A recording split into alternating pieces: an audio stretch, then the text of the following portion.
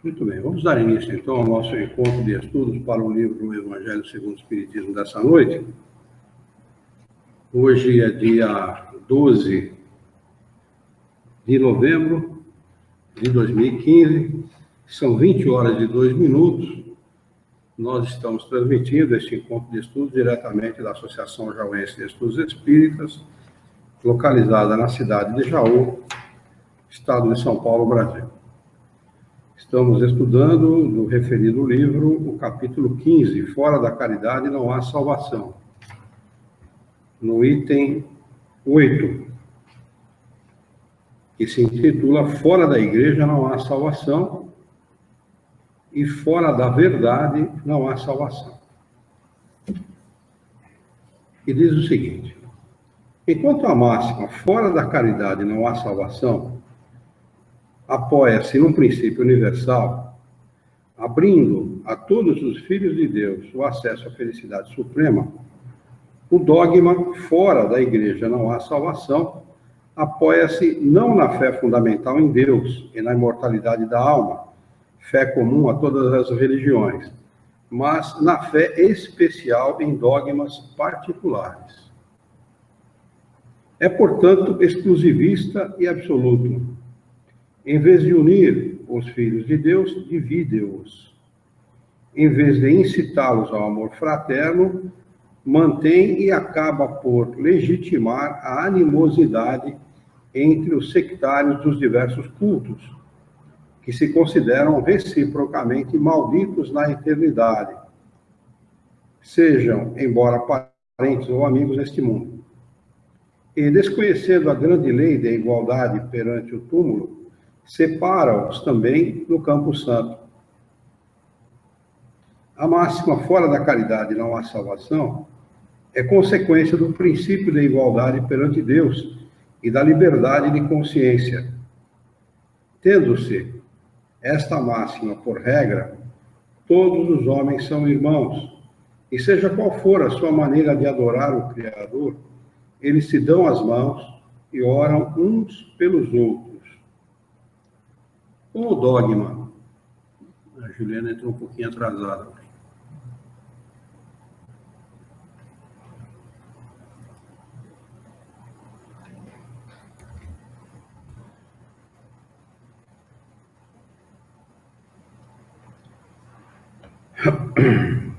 Com o dogma fora da igreja não há salvação, anatematizam-se e perseguem-se mutuamente, vivendo como inimigos.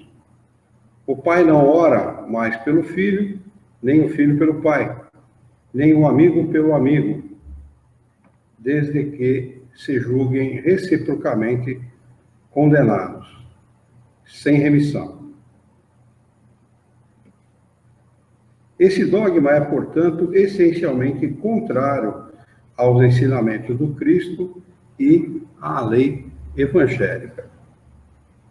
Fora da verdade não há salvação seria equivalente a fora da igreja não há salvação. E também exclusivista, porque não existe uma única seita que não pretende ter o privilégio da verdade. Qual homem que pode jactar-se de possuí-la integralmente quando a área do conhecimento aumenta sem cessar e cada dia que passa as ideias são retificadas? A verdade absoluta só é acessível aos espíritos da mais elevada categoria, e a humanidade terrena não pode pretendê-la, pois que não lhe é dado saber tudo, e ela só pode aspirar a uma verdade relativa, proporcional ao seu adiantamento. Se Deus houvesse feito da posse da verdade absoluta a condição expressa da felicidade futura, isso equivaleria a um decreto de proscrição geral, enquanto que a caridade, mesmo na sua mais ampla acepção, pode ser praticada por todos. O Espiritismo, de acordo com o Evangelho, admitindo que a salvação independe da forma de crença, contanto que a lei de Deus seja observada, não estabelece fora do Espiritismo não há salvação. E como não pretende ensinar toda a verdade, também não diz fora da verdade não há salvação. Máxima que dividiria em vez de unir e que perpetuaria a animosidade. Alguma dúvida, gente, a respeito disso? Está claro? Tá. Muito bem. Dá para entender porque a gente fica cheio de... Porque não dá para você avançar além, né? Porque não é revelado também, né? Pra gente. Nesse mundo, a verdade ela nunca é a verdade total. A verdade é que é sempre relativa. É relativa à nossa capacidade de entendimento. O homem, nessa condição evolutiva, jamais terá conhecimento da verdade absoluta. Como ele diz aqui, a verdade absoluta ela só é reservada aos espíritos puros, aqueles que alcançaram o maior grau possível de evolução do espírito. Só eles que conhecem a verdade absoluta. Qualquer coisa desse, a gente vai ter que ficar aqui na cabeça toda, né? Por que você fala? Se quiser saber a lei. Não, não vai saber. Eles poderiam falar que a gente não entenderia isso. Não tem condição de entender. Você tem condição de entender, explicar matemática, álgebra para o macaco? A comparação é a mesma. A comparação é a mesma. Eles têm, a gente sabe que o macaco tem inteligência. Não é isso? O cachorro tem inteligência. Né? Eles usam parcialmente o seu livre-arbítrio. Eles tomam decisão, elegem alguém para gostar e tal. Eles tomam, eles têm lá a sua parcela de inteligência, exercem a sua vontade e tal. Mas tem como explicar matemática para eles? Você pode condicionar um animal a fazer determinada coisa, mas se deixar a ele realizar uma tarefa qualquer espontaneamente, jamais ele vai realizar uma tarefa mais complicada. Entendeu? É a mesma coisa. Nós temos um entendimento, o nosso entendimento é muito, ainda, em relação às coisas do espírito, muito relativo. Bem proporcional à nossa fase evolutiva. Alguns estão mais maduros e consideram isso uma coisa importante. Que as pessoas que buscam o entendimento da lei de Deus, conhecer a lei de Deus, estudar e conhecer a lei de Deus, esses vão conseguir compreendê-la. Aqueles que nem isso se dão ao trabalho, você imagina. A maioria das pessoas não se dá ao trabalho de conhecer a lei de Deus e se aprofundar nisso, né? Então, essa máxima, fora da igreja não há salvação, e fora da verdade não há salvação, ela é pregada dentro da igreja católica e nos outros cultos também. Tem muito culto que diz assim, se você não crê como eu, você está condenado ao fogo do inferno. Isso é fora da verdade não há salvação. Como é que uma coisa dessa pode ser? Ele se aprofunda no evangelho, mas ele se perde no entendimento. Porque ele faz exatamente o oposto daquilo que recomendou Jesus de Nazaré. Não valoriza a letra que mata, mas o espírito que vivifica. Não é isso que ele fala no Evangelho? E ele falou isso com certeza. Se não falou, deveria ter falado, porque é verdade. Entendeu? A letra mata. Por que a letra mata? O que ele quis dizer com isso? A letra era substituída, o que está escrito ali como verdade, é substituído por uma verdade superior àquela. Uma vez que a verdade aqui é relativa, a verdade superior àquela vai aparecer, vai surgir. E a cada dia surge uma coisa que suplanta, que supera aquela anterior. Consequentemente, o que era verdade ontem já não é verdade hoje. E o que é verdade hoje pode não ser verdade amanhã. Né? Então, a pessoa que se liga à letra, que se apega à letra, ela está condenada. Bateu na minha porta uma vez, um domingo de manhã. Eu conheci o cara, o sujeito. Ele era gerente de um banco aqui de Jaú. E ele bateu na minha porta, ele... Pô, tudo bem? Tudo bem? Eu falei, tudo bem, e você? Ele falou, eu vim lhe falar desse livro. Você acredita nesse livro? Ele mostrou a Bíblia. Eu falei, não. Não acredito, não. Esse livro isso é livro escrito pelos homens. Isso para mim não tem o menor valor. Isso tem um valor relativo. Para mim, de tudo que está escrito aí dentro, só tem valor os 10 mandamentos. O restante é escrito pelo nome. Eu estudo isso aí. Falei para ele. Então, você não acredita na minha coisa? Não, absolutamente acredita aí. Então, o cara regalou o olho, sabe? Quer dizer, são posições completamente opostas. Ele não criou nenhum argumentou nem nada. Quando ele viu que eu falei com propriedade,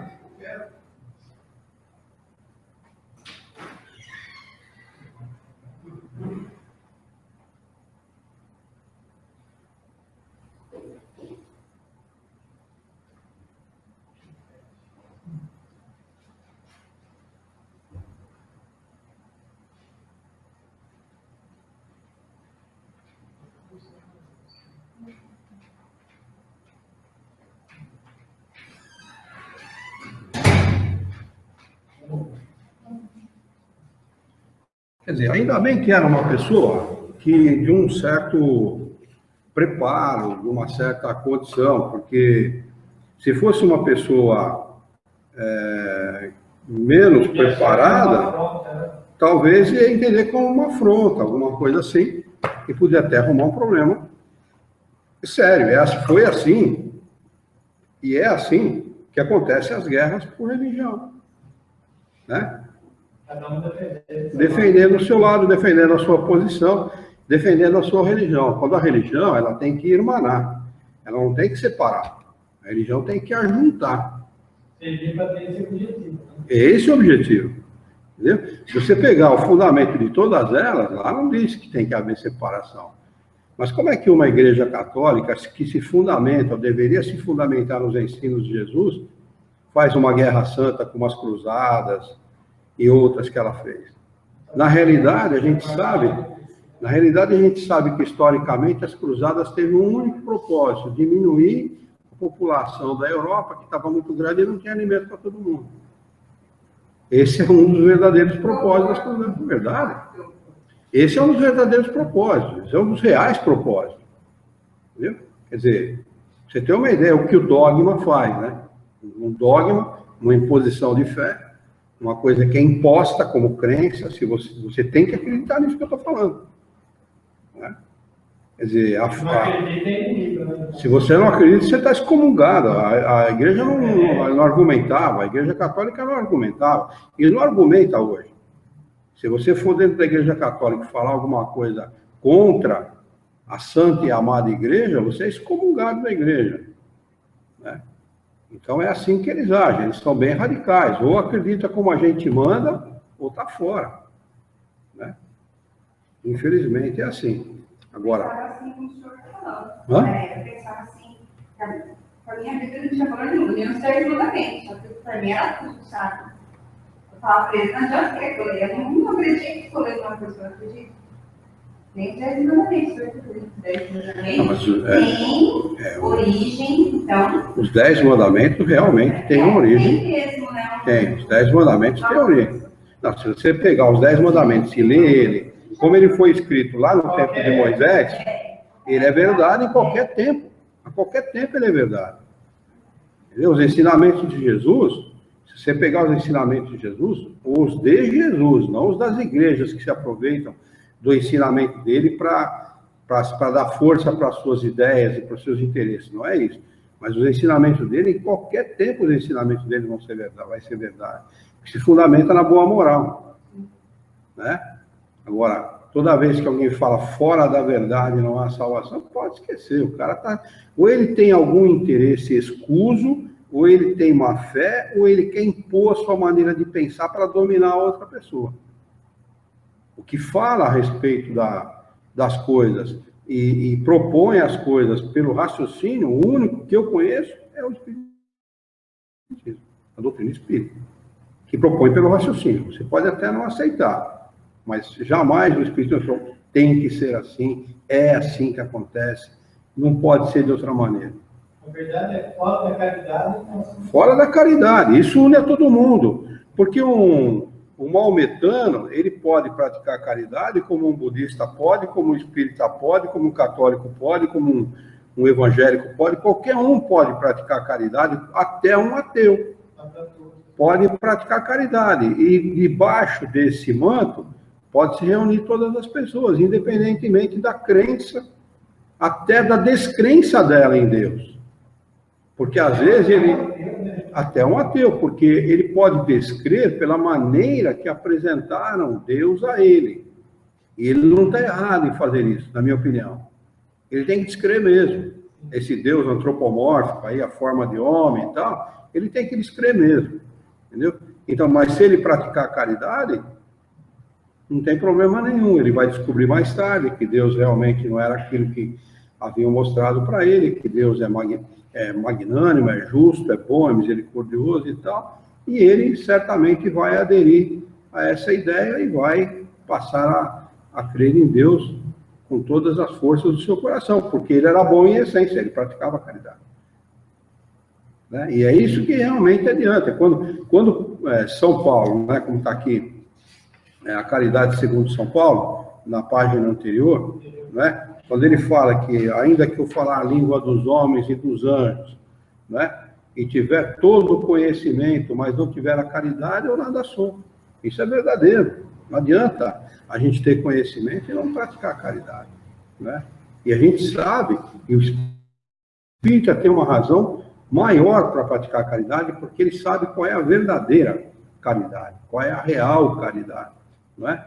Tem muita gente que se equivoca e dá lá 10 reais para o primeiro que aparece e não, tô quite com Deus, né? Tô quite com Deus, não devo nada para Deus, né? Já pratiquei a minha caridade. Aí sai xingando todo mundo, maltratando, humilhando, pisando, não pede por favor, não diz obrigado, não pede licença. Aí que está a verdadeira caridade, a humildade da pessoa, né? Porque o verdadeiro, a pessoa que tem poder não é aquela que manda, é aquela que sabe obedecer e ensina os outros a obedecer também. Esse é o que realmente tem poder. Né? Que aquele que impõe, que se impõe pela força do seu dinheiro, ele não está se impondo pela sua moral. Né? Os espíritos cansam de dizer isso, que ao desencarnar, aquele que se achava muito acima dos outros, se vê muito abaixo daquele que era seu empregado mais humilde. Lembra aquela comunicação? Se nós não passamos, nós vamos passar ainda. Intitula-se Uma Rainha de França. Já passamos por ela, né? Uma Rainha de França. Quando ela fala, não, eu, quando desencarnei, vi gente que foi meu súdito, gente que limpava a latrina no castelo lá, estava muito à frente de mim, que me achava superior a tudo e a todos, e achava que quando morresse, eu ia ser recebido por uma corte de anjos e tal, ia ser paparicada como, estou falando com as minhas palavras, né? Ia ser paparicada como eu fui aqui na Terra, então não é nada disso. O poder da Terra é um poder temporal, é um poder que não tem nada a ver com o real poder. O real poder é o poder da moral, da moralidade, da elevação moral. Por isso que Jesus fala, meu reino não é deste mundo. E o reino dele não é o reino temporal, não é o reino da terra, não é o reino dos bens. Ele está querendo dizer isso.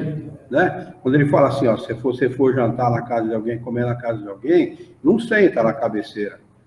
Na cabeceira da mesa senta o chefe da casa ou o convidado mais respeitado, o convidado mais importante, né? Não senta no último lugar. Se você for chamado à cabeceira da mesa, todo mundo vai saber que você é importante. Agora, se você não for aquele que deve ocupar aquela cadeira, o anfitrião vai mandar você sair da cadeira e vai colocar na cadeira quem de direito. Aí vai ficar ruim para você. Né? Então é isso, é o princípio da humildade. A gente tem que ter. Humildade é fundamental. A gente não é nada porque tem um carro melhor, porque tem uma casa melhor, ou tem um pouquinho de dinheiro no banco. A pessoa se acha melhor que a outra. Né? E não tem nada a ver. A realidade não é essa. A realidade mesmo não é essa. Essa é uma realidade aqui da Terra, que não tem nada a ver com a nossa realidade como espírito. Né? Por isso que fora da caridade não há salvação, ele vai falar agora.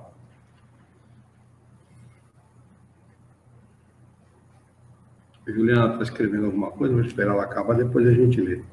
E como instruções dos espíritos é a única, intitula-se essa instrução Fora da Caridade Não Há Salvação, está assinada por Paulo e foi dada na cidade de Paris em 1860. Deve ser Paulo de Tarso, não está completado aqui, está assinado só Paulo, mas como ele diz, meus filhos, eu acho que esse tratamento é um tratamento de quem já tem uma certa elevação moral para, né, para chamar os outros. São Paulo, né? Hã? Não. Comunicação de Tarso. E agora ele está Como Paulo. É. Aliás, Caridade segundo São Paulo não está assinada por espírito nenhum, viu? Isso aqui foi tirado do Evangelho mesmo. É. Meus filhos, na máxima, fora da caridade não há salvação, estão contidos os destinos do homem sobre a terra e no céu. Sobre a terra, porque à sombra desse estandarte, eles viverão em paz. E no céu, porque aqueles que a tiverem praticado encontrarão graça diante do Senhor. Esta divisa é a flama celeste, a coluna luminosa que guia os homens pelo deserto da vida, para conduzi-los à terra da promissão. Ela brilha no céu como a auréola santa na fronte dos eleitos, e na terra está gravada no coração daqueles a quem Jesus dirá: passai à direita, benditos de meu Pai. Podeis reconhecê-lo pelo perfume da caridade que espargem ao seu redor. Nada exprime melhor o pensamento de Jesus, nada melhor resume os deveres do homem do que esta máxima de ordem divina. O Espiritismo não podia provar melhor a sua origem do que oferecendo-a por regra. Isso é uma verdade absoluta.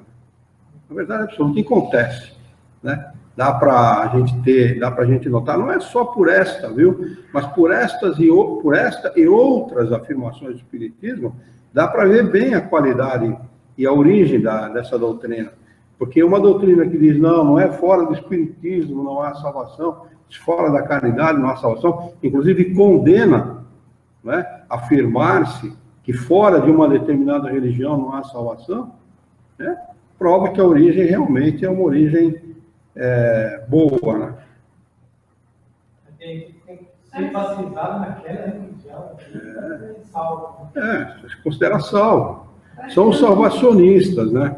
Já imaginou quanto essa pessoa, quanto esse espírito vai se desiludir ao encarar a verdade, ao saber da verdade? Porque há espíritos que são muito enganados. São espíritos humildes, espírito com pouco conhecimento, de poucas encarnações, são espíritos humildes nesse sentido. Pouco conhecimento. Ele não tem humildade. Porque o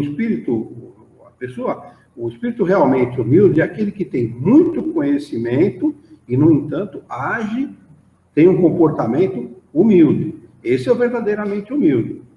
Agora, existe o humilde, que é humilde por falta de conhecimento, por ignorância. Então, existe muita gente humilde, por ignorante, que eles são conduzidos da maneira que eles conduzem para onde eles querem. O que fala, está falado, o sujeito aceita e não contesta. Nós recebemos uma vez, numa terça-feira, um espírito disse assim: eu estou deitado no caixão, não sei se era 20, 30 anos, esperando a trombeta tocar. Porque disse que no dia do juízo final, eles iam tocar a trombeta e à direita ia ficar os eleitos, os salvos, e à esquerda ia ficar aqueles que seriam condenados ao fogo eterno do inferno. Eu estou esperando tocar, ninguém toca a trombeta nenhuma, estou esperando. Estava no caixão, deitado, esperando. Porque disseram para ele, tem uma religião que diz que todo mundo, né, no dia do juízo final, vai se levantar do caixão, vai haver a ressurreição do corpo, né, e com o corpo que ele tinha aqui na terra, ele vai ou viver no céu ou vai ser condenado ao fogo do inferno. E assim que ele esperava. Bom, além da Igreja Católica diz a mesma coisa. É assim, fala desse jeito. É isso aí. Eu fico pensando assim, como que uma pessoa ficou tanto tempo? Eu acho que, na verdade, Deus não esclarecia. Porque eu tenho uma amiga que ela ficou tanto tempo, na verdade, Luz, ela trabalhava tanta mesa, ia lá no dia lá e frequentava assim. E era como faz o quê? Acho que faz uns 7, 8 anos que ela foi para a igreja do menino e está até hoje. E ela disse para mim que eu pergunto, né? Como pode? Você está aí, ela fala assim, você sabe, e quer dizer a mesma coisa, só não depende da maneira que a gente tem, mas não é a mesma coisa, não sei. Não é a mesma. Então essa pessoa não era espírita, ela não conheceu o espiritismo. Simplesmente ela não conheceu. Eu fui presidente do Verdade. Não, eu frequentava lá, eu assistia palestra, mas ela não tinha. Eu fui presidente do Verdade e Luz. Eu instituí o estudo do Livro dos Espíritos como nós estudamos aqui. O que fizeram comigo?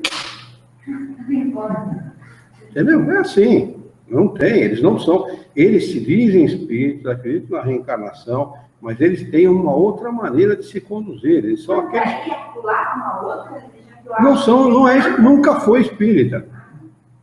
Porque eu duvido que uma pessoa que frequenta essa casa, que estuda espiritismo conosco, seja capaz de uma atitude. Não, antes de eu frequentar essa casa aqui, o senhor, tudo, eu já não entendi o porquê dela ter ido. Porque o pouquinho que eu tinha ido lá já, eu conhecia outros, eu já não entendia como que ela tinha ido para lá. Não foi apresentada a Hipólito Leão Denis Arrenguai. Não foi apresentada, com certeza. Deixa eu ver o que a Juliana escreveu aqui. Sábado foi ao mercado e estava tendo uma campanha para a coleta de alimentos não perecíveis para alguns lugares mais necessitados. Comprei alguns e quando fui entregar aos responsáveis, um casal me elogiou e disse, nossa, que bonito gesto, parabéns. Aí não pude evitar e respondi, isso não é caridade, é apenas obrigação social. O casal ficou um tempo em silêncio, pois não esperava essa resposta. Mas logo falou, nunca tinha pensado sobre essa forma, mas você está correta, pena que a maioria das pessoas não pensa dessa forma. É essa forma espírita de ver a vida, não é? E a gente repete isso aqui frequentemente, não é caridade, absolutamente. Não é caridade, porque esse tipo de caridade, se é que alguém pode chamar isso de caridade, todo mundo faz.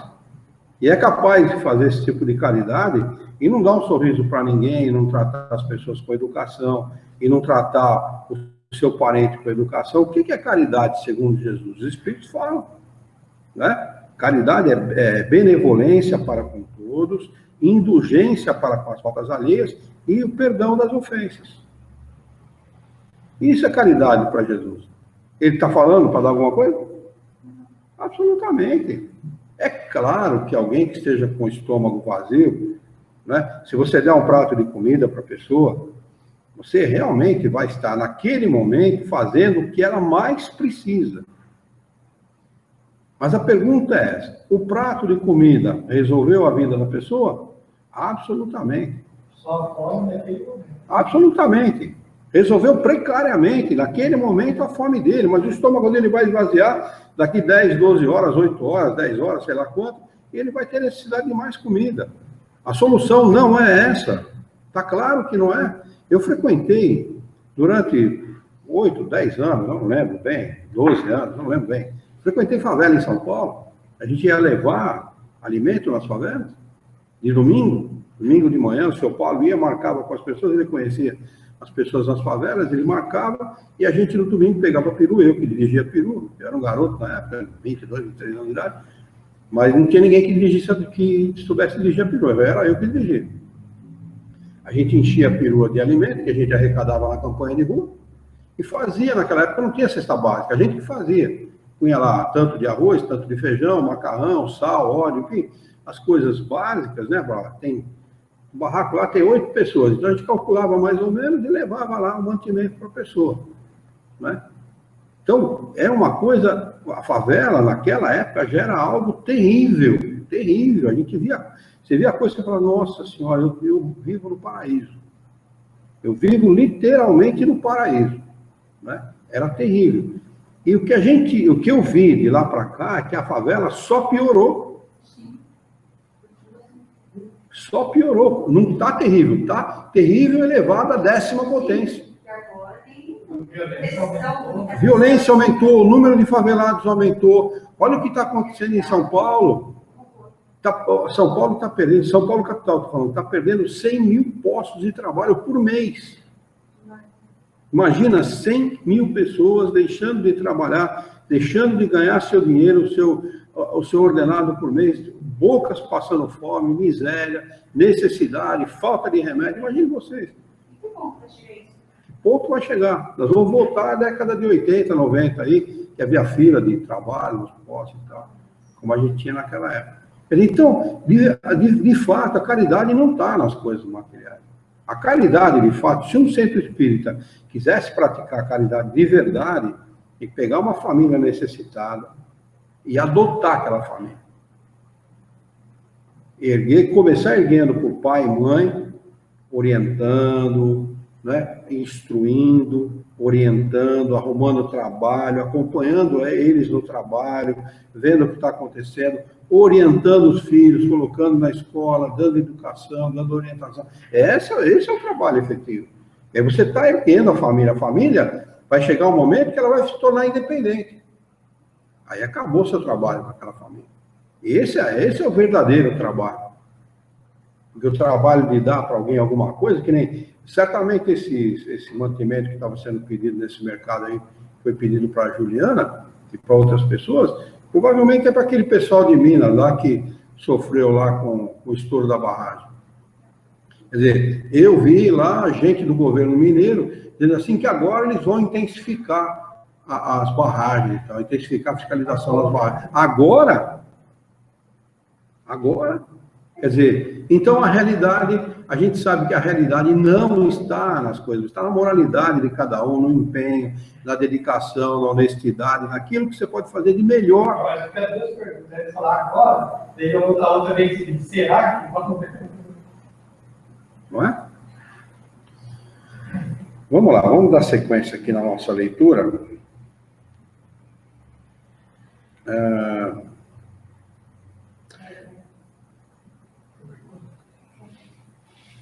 Porque ela é o reflexo do mais puro cristianismo. Com essa orientação, o homem jamais se transviará.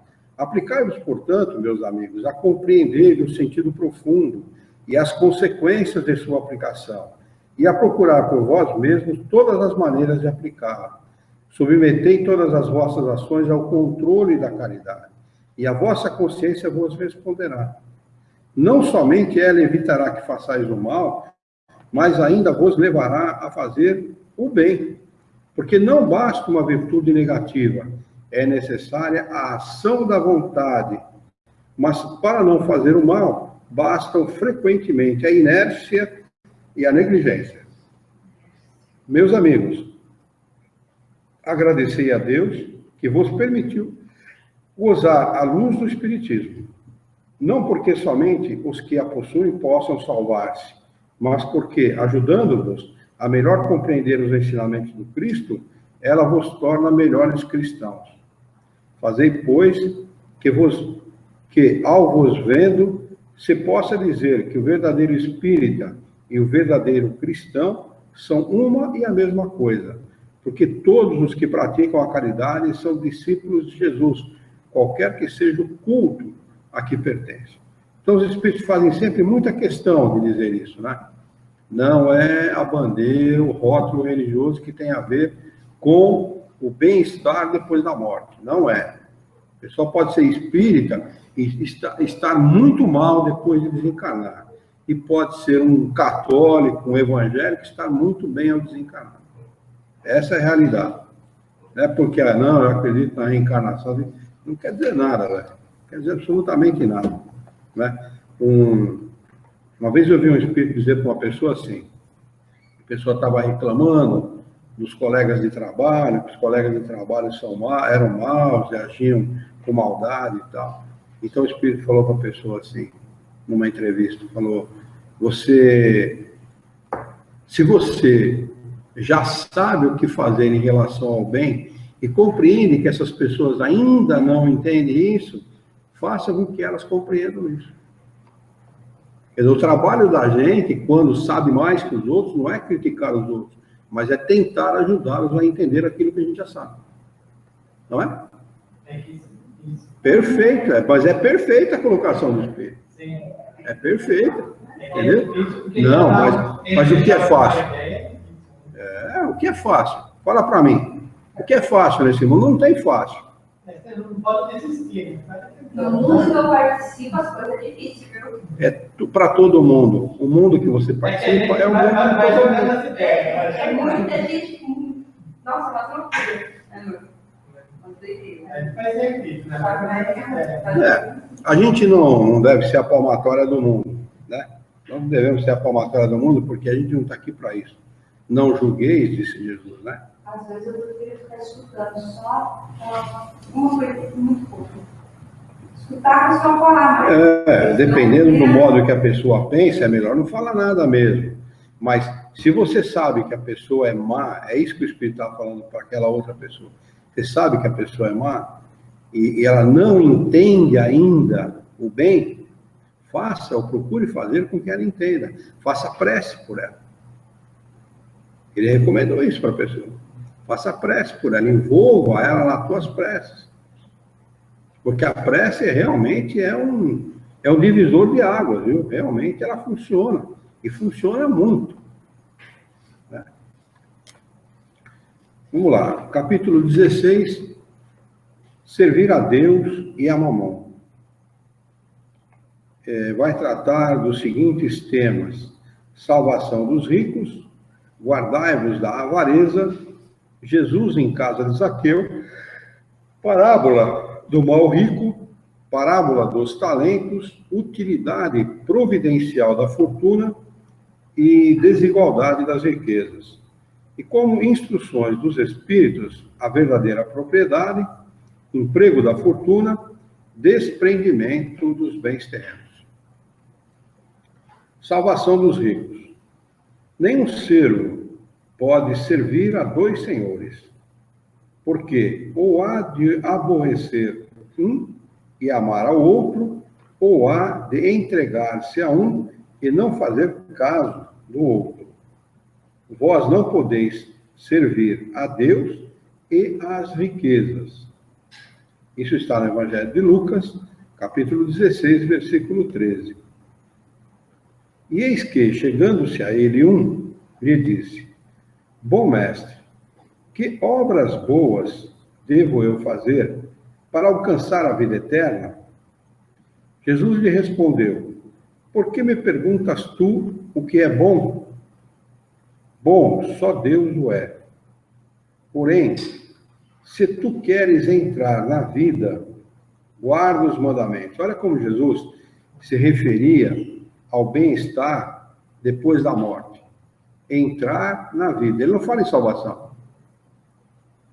Se a gente observar o Evangelho de Jesus, Jesus não usa das palavras que algumas religiões gostariam que ele usasse. Ele não fala em salvação. Pode reparar no Evangelho de Jesus. Repara a hora que vocês leem. Repara para você ver. Ele não fala. E ele não fala. Hã? Às vezes por interpolação.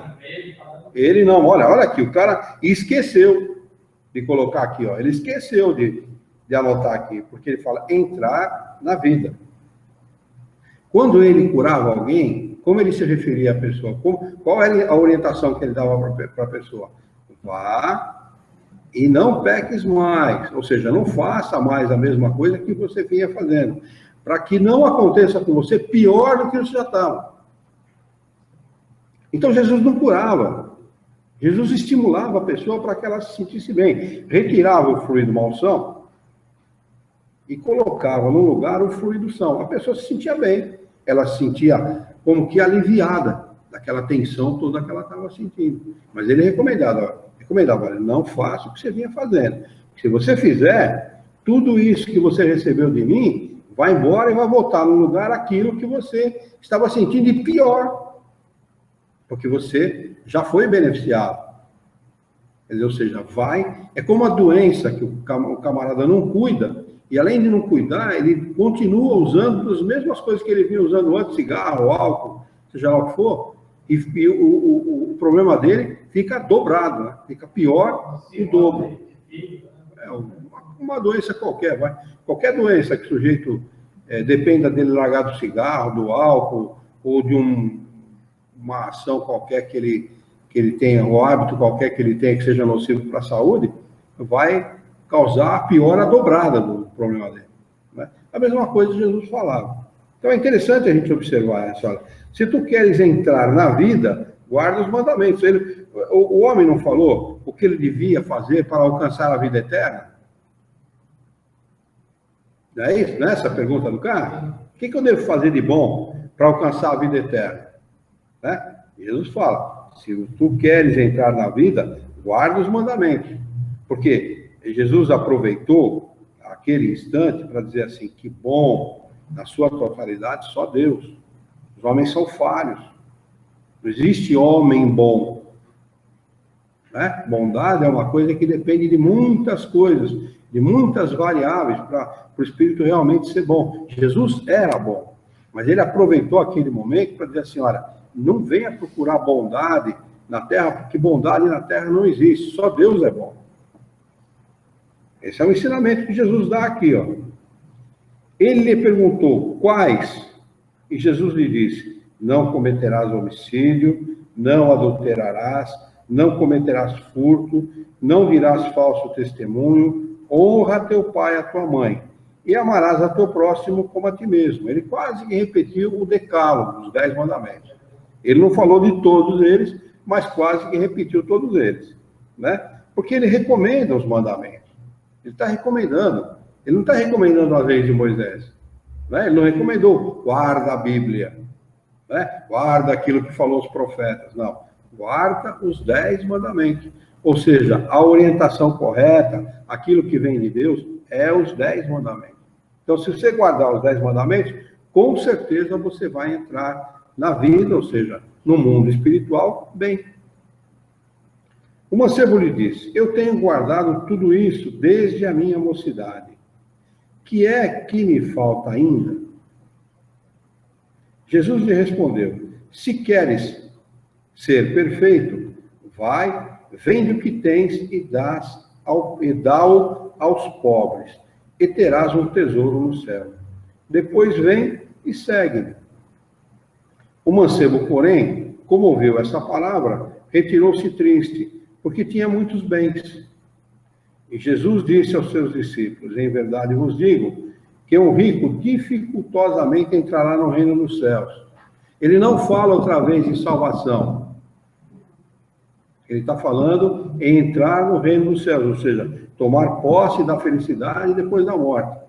Por quê? Porque está apegado às coisas materiais. Tem que se despojar da materialidade da vida para poder adentrar a vida espiritual sem esse apego, porque esse apego é prejudicial, faz com que o espírito esteja inconstante, em estado de erraticidade, esteja desequilibrado. Né? Viu que o cara saiu fora? Ele vendeu as coisas dele? Ele está muito apegado. Ele está apegado. Na realidade, Jesus não queria que ele fizesse isso. Talvez se ele respondesse assim, tá bom, eu vou vender, Jesus falasse, não, então faz o seguinte, eu só fiz para te testar. Não vende, não. Aplica, socorre quem está necessitado, dá comida para quem pede pão, dê salário para quem queira trabalhar. Jesus ia recomendar certamente isso, porque o dinheiro bom não é o dinheiro jogado fora, não é o dinheiro distribuído. O dinheiro bom é o dinheiro bem investido, bem empregado, bem orientado. Esse é o dinheiro bom, que vai servir para ajudar muita gente, com certeza.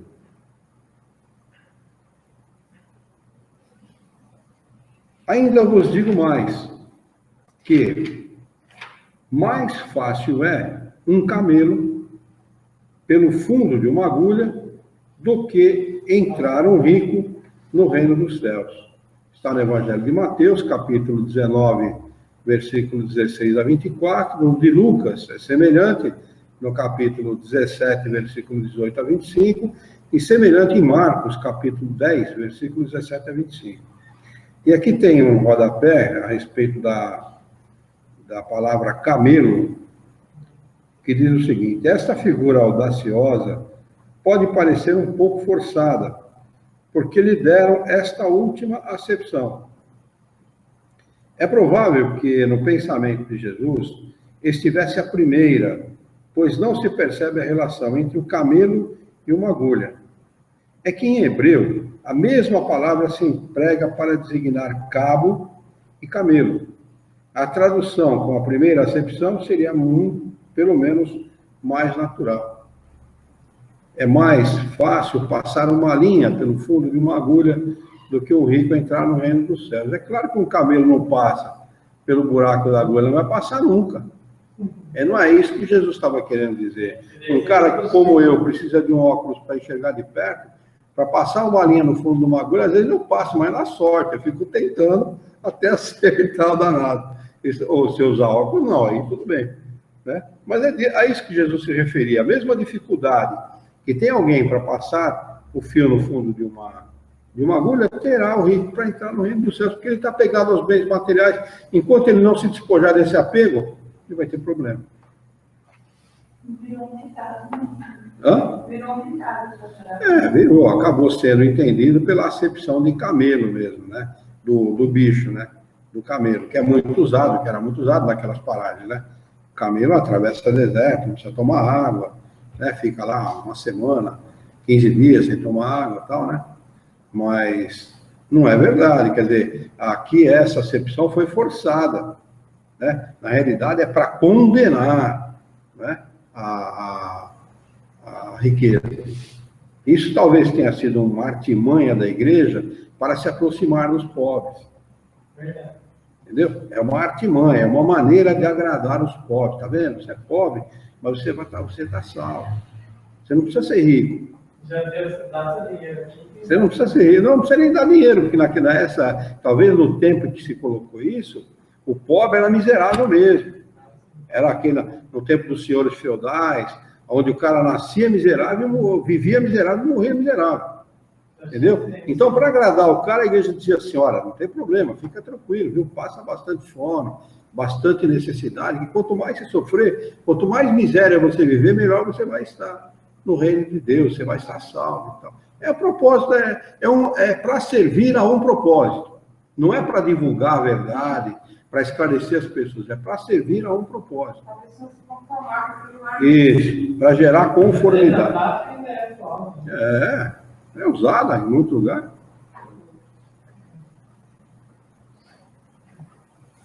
Logo em seguida ele coloca a seguinte lição. Kardec era extremamente inteligente, né? Guardai-vos da avareza. O que é uma pessoa ávara? Aquele que gosta de amealhar, né? Ajuntar, guardar. Né? Então lhe disse um homem da plebe, do povo, mestre, dize ao meu irmão que reparta comigo da herança. Porém Jesus lhe respondeu, homem, que me constitui a mim juiz ou partidor sobre vós outros? Depois lhe disse, guardai-vos e acautelai-vos de toda avareza, porque a vida de cada um não consiste na abundância das coisas que possui. Não precisa muito, viu? Era só a Igreja Católica e esses evangélicos, esses pastores evangélicos, lerem isso. Porque eles fazem exatamente o inverso. A Igreja Católica é extremamente rica e os pastores extremamente ricos. Olha lá. Guardai-vos e acautelai-vos de toda avareza, porque a vida de cada um não consiste na abundância das coisas que possui. Não consiste. A pessoa não é o que ela tem.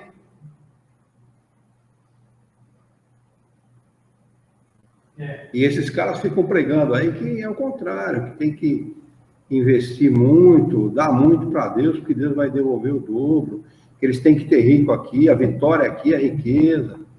Né? Isso é a ideia do reformista, que alimenta a ideia dos evangélicos, dos neopentecostais norte-americanos. Não é a ideia de Martim Lutero. Que Martim Lutero, quando ele fez a reforma, ele não escreveu dessa maneira. Né? É a ideia do outro, do Calvino, que quando escreveu, disse assim, que todo mundo estava condenado, todo mundo, indistintamente, não tinha ninguém salvo, só estavam salvos aqueles que tinham muito dinheiro, muita grana. Essa é a ideia que alimenta o religioso. Agora está forte aqui, porque quem você acha que investiu muito dinheiro aqui e bancou esses pastores para que eles crescessem da maneira que eles cresceram? Estados Unidos da América do Norte. Esses reformistas dos Estados Unidos da América do Norte é que bancam esses pastores daí da Universal, dessas outras aí. Bancaram fortemente. aquele que desencanou, esse nome dele lá, que tem uma igreja forte também, desencanou há pouco tempo atrás aí. Esqueci o nome dele agora, tá? Foi bancado fortemente, porque eles queriam, o objetivo dos neopentecostais, dos reformistas, calvinistas, é destruir a igreja católica dentro do Brasil. Porque a igreja católica mandava e desmandava aqui. E eles, teve um presidente americano que esteve aqui, e disse que enquanto a igreja católica mandasse no Brasil, ninguém poderia fazer nada. Eles dominam a maneira das pessoas pensarem. Eles estão querendo desarticular isso, né? E eles estão articulando de forma, da mesma maneira que eles pensam lá. Vocês já viram um culto de uma igreja reformista, através de filme ou de documentário? É o mesmo culto que eles fazem, muito semelhante ao que eles fazem nas igrejas evangélicas. Eles são americanos, a música não deles. Pode ver o instrumental, a maneira de cantar, aquele negócio de ficar berrando, de ficar gritando. É o mesmo propósito. É para criar uma histeria. Eles criam uma histeria nas pessoas. Eles desenvolvem nas pessoas, tanto homem como mulher, criança, uma histeria. É para pensar pouco e dar muito. Esse é o objetivo. E ser dominado por esse pessoal, que é o que está acontecendo. Um bando de fanáticos, né? Um monte de fanáticos, né? Que não custa nada para um fanático desse pegar em arma e sair atirando em todo mundo, que pode acontecer fatalmente. O pessoal da igreja católica, eles não são tão fanáticos, porque a igreja católica não está dando no pé. Não são? Não. Os que eu conheço não são fanáticos, não. Não, sim. É que você conhece poucos católicos, porque os católicos, efetivamente, do universo de católicos, de 100% das pessoas que se dizem católicas, de cara você pode tirar 50% que só usa o nome. 50% você tira de cara. Dos 50% que sobra, você tira mais 50% daqueles que vão eventualmente à igreja. Quer dizer, deste universo sobra 25% que realmente são praticantes e tal. E desses 25%, poucos são aqueles que conhecem os fundamentos da igreja, tá? E o que realmente significa a igreja católica. Então, católico mesmo, aquele que realmente é católico, olha o que esse Chalita fez. Ele pegou um terreno do Estado e fez o terreno virar de posse da igreja católica. É um terreno imenso, onde tem aquela Rede Vida e tal, aquele negócio todo lá, é da igreja católica. Financiada, a Rede Vida foi financiada pelo governo do Estado de São Paulo quando aquele cara era secretário. Entendeu? A igreja católica é isso. Ela vai, envolve, toma, se apossa, tá? Vê se eles financiam a reforma de alguma igreja. A igreja de Santo Antônio aqui já foi reformada perto da minha casa. Tá linda a igreja. Não tem um centavo da igreja católica, ela é da comunidade. É a comunidade que faz as coisas. Essa é a igreja católica. É que as pessoas não atentam para isso. Não atentam para esses detalhes. Ali na matriz, quando a gente fala da matriz, vai ter uma placona enorme dos que estão ajudando, né? É isso aí. Quer dizer, ricos, cada vez mais ricos. Sobre o que lhes propôs essa parábola, dizendo: o campo de um homem rico tinha dado abundantes frutos, e ele revolvia dentro de si esses pensamentos, dizendo: que farei, que não tenho onde recolher os meus frutos? E disse: farei isto, derrubarei os meus celeiros e os farei maiores, e neles recolherei todas as minhas novidades e os meus bens. E direi à minha alma: alma minha, tu tens muitos bens em depósito, por largos anos. Descansa, come, bebe, regala-te. Mas Deus disse a este homem: nécio, esta noite te virão demandar a tua alma, e as coisas que tu ajuntaste, para quem serão? Assim é o que entesoura para si e não é rico para Deus. Está no Evangelho de Lucas, capítulo 12, versículo 13 a 21. Bem claro, né? Posse do bem material não significa bem-estar, nem na vida e nem após a morte. Na vida, talvez por algum tempo, mas às vezes o cara, quando pensa que tem muito e acha que ele vai se regalar pelo resto da vida com o que ele tem, vem a morte e... Tem que começar do zero, não sabe onde vai começar ainda. Como é que é? Tem que começar tudo de novo, não sabe por onde vai começar. O problema não é ele saber que ele tem que começar tudo de novo. Esse não é o problema. O problema é ele despertar para essa ideia. Aí que mora o sofrimento. Porque entre desencarnar nessa situação, muito apegado aos bens materiais, e acordar para a necessidade de mudar a maneira de pensar, de ser humilde diante de Deus, de pedir perdão a Deus, e pedir a Deus que o ajude, que envie os bons espíritos para lhe ajudar, às vezes demanda séculos.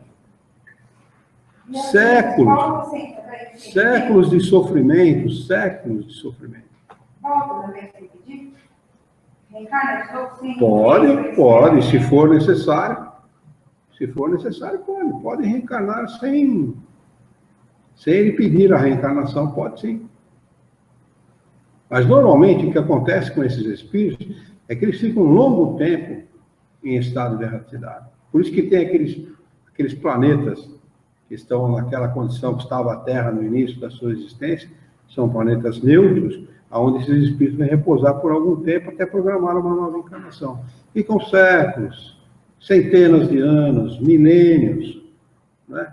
Às vezes nessa situação, até despertar para a sua necessidade, dependendo do que fez, dependendo de como usou o dinheiro, dependendo do grau de comprometimento do espírito. Esse é o problema. Falar para as pessoas, a gente não vai para lugar algum, a gente vai ficar aqui mesmo. Parece doideira, né? Pessoas ficam indignadas com isso. Sim. Tinha uma que estudava com a gente, mas eu pensei que eu ia para o nosso lar, mas... Eu sinto muito, mas a imobiliária que a senhora alocou o seu caixão, não vai mandar a senhora falar, não. Opa, 2059. Vamos anotar aqui, Jesus em casa de Zaqueu, com a data de hoje, dia 12 de 11 de 2015, para nós retomarmos os nossos estudos na próxima quinta-feira.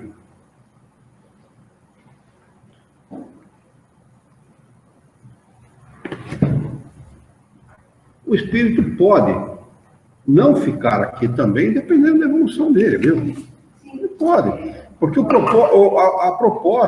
propósito do Criador em relação a nós, não é que nós fiquemos atrelados ao mundo, não é não. O espírito é um ser do espaço. Ele é um ser do espaço, ele é um ser que ele é concebido, ele é feito para viver no espaço. Isso, mas o fato é que se não tem conhecimento e não tem condição, vai ter conhecimento e vai reunir condição para ser um ser assim. O fato dele ficar ligado à Terra, não é? O fato dele ficar imantado à Terra é para que ele aprenda a desvencilhar-se da Terra. Esse tipo de sofrimento, de dor, que deve ser muito doloroso, o espírito desencarnar e ficar ligado à Terra, esse tipo de dor, ela tem um propósito didático, é sempre didático, é sempre para ensinar alguma coisa. Só por que será? Ninguém fala comigo, eu vou na minha casa, ninguém me dá atenção, meus filhos não me dão atenção, minha esposa não fala comigo, meu marido não fala comigo, eu vou onde eu trabalhava no serviço, ninguém fala comigo, o que será que está acontecendo? É por aí que as pessoas começam a refletir, viu? Os espíritos começam a refletir. É por esse lado. Tem muitos que precisam fazer reflexões durante semanas, anos, sabe? Voltam, vão em casa, desencarnam, vão para casa, deitam na cama, levantam, sentam na mesa para tomar café, na hora do almoço senta na mesa, vai trabalhar, né? Continuam levando a vida como se estivesse vivo. É assim, exatamente assim que acontece. Exatamente assim, não é? Eu não estou aqui exagerando em absolutamente nada. O senhor falando, porque se comunica que ainda não tem essa noção, as minhas netas ficam assim? Não entendi? O senhor, quando eles dão uma comunicação que eles acreditam, que tem um cara lá que o senhor falou que estava levando uma chata do tempo. O senhor falando para ele que ele já estava desencarnado, que ele não ia voltar assim? A gente não fala para o espírito assim que ele está desencarnado. Então, o espírito, dependendo de como ele pensa, ele não tem que entrar na sua maneira de pensar, você tem que entrar na maneira de pensar dele. Então, por exemplo, o senhor está deitado no caixão, o senhor está esperando a trombeta tocar. Muito bem, nós vamos enviar aí um grupo de pessoas para lhe ajudar nas suas necessidades. Vamos fazer uma prece. Também, o senhor lembra de alguma prece? Ah, lembro, então vamos fazer junto uma prece. Então, aí nós vamos mandar um grupo, esse grupo vai tirar o senhor do caixão, vai lhe ajudar e tal. É assim que você tem que fazer, porque se você tentar trazer ele para a sua realidade, ele não vai entender. Aí esse grupo que vai, se ele aceita ajuda, esse grupo que vai ajudá-lo, é um grupo de parentes desencarnados, amigos desencarnados, seu espírito guia. Então ele fala, pô, peraí, esse pessoal está aqui, pô, tem gente aqui que já morreu há muito tempo, ele não sabe que ele está morto. Tem gente que já morreu há muito tempo e tal, estão sorrindo para mim, estão me abraçando e tal. Entendeu? Então esse grupo trata de, aos poucos, tentar trazê-lo à realidade. Esse é o propósito. Porque nada na vida, nem na vida espiritual, nem na vida material, é imposto. Não é nada imposto. Exatamente. Tem uma senhora, uma vez, comunicou-se, dizendo assim, olha, o centro espírita era lá na Lourenço Prado, em frente ao colégio. Ela falou, não, eu sou professora aí no colégio. Faz 40 anos que eu sou professora aí. Eu estou dentro da sala, eu não saio da minha sala. Estou dentro da sala, eu gosto da aula. A senhora gosta da aula, está dentro da sala. A senhora já conhece o novo diretor? Não conheço. Então tem um novo diretor aí. Então a senhora gostaria de conhecê-lo? Gostaria sim, nós vamos mandar ele bater na porta, a senhora pode abrir. Que ele é o novo diretor do colégio, ele vai conhecer a senhora. Então. Aí ela dá de cara com parente, né? Dá de cara com um grupo de parentes, de amigos e tal. Aí esses parentes, esses amigos, o espírito não fala, porque a comoção no momento é muito forte, né? A emoção que o espírito sente no momento é muito forte. Ele não fala nada, mas a gente sabe que esse é o processo. Se envolve o espírito de tal maneira que ele seja conduzido livremente a entender aquilo que está acontecendo. Entendeu? Não era um espírito mau, mas ela gostava, ela estava apegada ao ato de dar aula, apegada aos alunos, apegada ao colégio. Ele ficou ali preso. Ele estava com o pensamento ligado na sala de aula, ficou preso ali. É assim. Mas o propósito é sempre didático, é sempre para ensinar, não é para penalizar. Entendeu? A penalização ocorre porque o espírito é rebelde. Entendeu? Então, aqui na vida é a mesma coisa. Mesma coisa. O cara tem cirrose no final da vida porque bebeu uma vida inteira. Fumou uma vida inteira. E tem que ter problema de pulmão, tem que ter problema de cirrose, tem que ter problema de estômago. Entendeu? Então, é sempre por causa da rebeldia do espírito, por causa da ganância, do egoísmo, da inveja, da maldade, enfim. Isso é que gera a dor. A dor não é imposta por Deus. Nós não estamos encarnados para sofrer rigorosamente, não é esse o propósito da vida. O propósito da vida é a evolução, é a progressão do espírito. Mas o sofrimento ele está aliado à ignorância. A ignorância gera o sofrimento. Quando a pessoa é ignorante, não adianta você tentar jogar coisas para esclarecimento dela, para a evolução dela, para o bem-estar dela, porque muitas vezes ela nem aceita. Jesus falou isso para os discípulos. Não dê pérolas aos porcos, porque eles vão... Você vai jogar pérola para os porcos, eles vão chafurdar a pérola na lama e vão acabar perdendo a pérola. Ele estava querendo dizer exatamente isso. Não adianta. Lamentavelmente, ele vai ter que aprender pelos próprios meios. Pela própria necessidade que a vida vai impor e vai acabar conduzindo ele ao aprendizado. A Juliana escreveu... Ela diz aqui, por isso a sensação de tristeza que nos bate às vezes, não é? É isso mesmo. É exatamente isso. Às vezes nós temos essa sensação de de tristeza e não sabemos muito por que isso é chamado de melancolia, né? Exatamente por essa razão. Nós nos lembramos, né, da vida espiritual, de como vivíamos lá, de como estávamos lá. E às vezes temos essa melancolia. A gente não sabe por que dessa melancolia, mas é isso. Aqui nós estamos presos. Hã? Aqui nós estamos presos. Presos, nós somos presidiários, rigorosamente, presidiários do corpo. Estamos presos no corpo durante aí 10, 12, 15 horas por dia e não tem outro jeito, tem que viver no corpo e aprender. Aprender. Ou aprende ou aprende.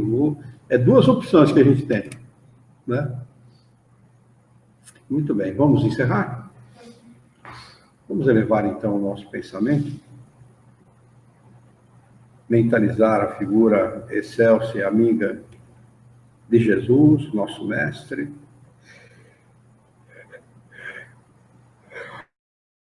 modelo e guia da humanidade. Juntos com Jesus, vamos nos dirigir ao Criador, ao Senhor da vida,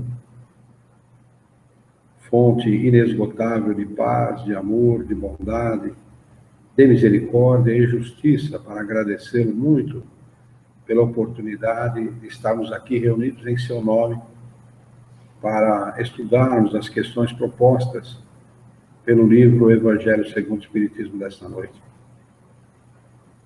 Queira o vosso amor, a vossa bondade, a vossa misericórdia, que tenhamos bom ânimo, coragem, determinação, ideias renovadas, alegria de viver e muito entusiasmo, para que nós possamos trabalhar, sermos dignos, úteis e dignificarmos a vida. Ajuda-nos ainda, Senhor, dá-nos a coragem necessária para orientarmos a própria existência por um profundo e sincero respeito ao nosso próximo. Em teu nome, em nome de Jesus, em nome dos bons espíritos, em nome do nosso diretor espiritual e de sua equipe, de todos os encarnados e desencarnados presentes na nossa reunião, nós a declaramos encerrada.